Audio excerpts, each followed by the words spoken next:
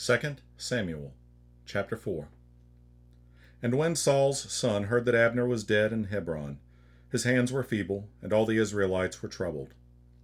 And Saul's son had 2 men that were captains of bands.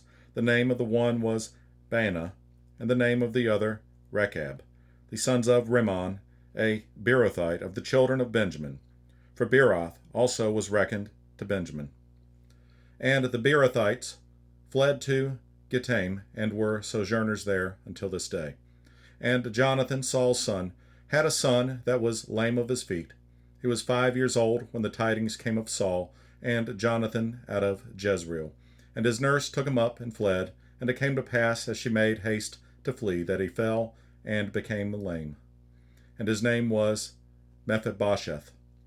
And the sons of Rimmon, the Beerothite, Rechab, and Baanah, went and came about the heat of the day to the house of Ish-bosheth, who lay on a bed at noon.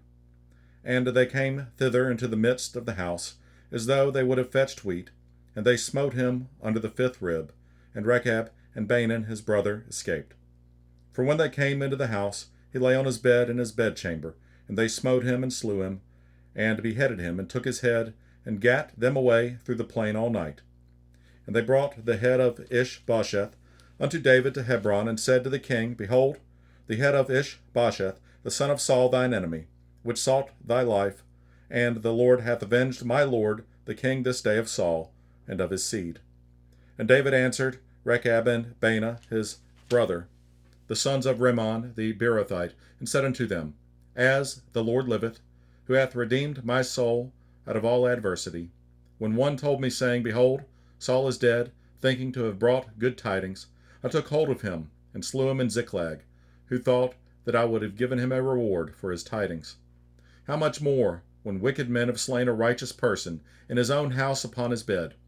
Shall I not therefore now require his blood of your hand, and take you away from the earth? And David commanded his young men, and they slew him, and cut off their hands and their feet, and hanged them up over the pool in Hebron. But they took the head of Ish-bosheth, and buried it in the sepulchre of Abner in Hebron.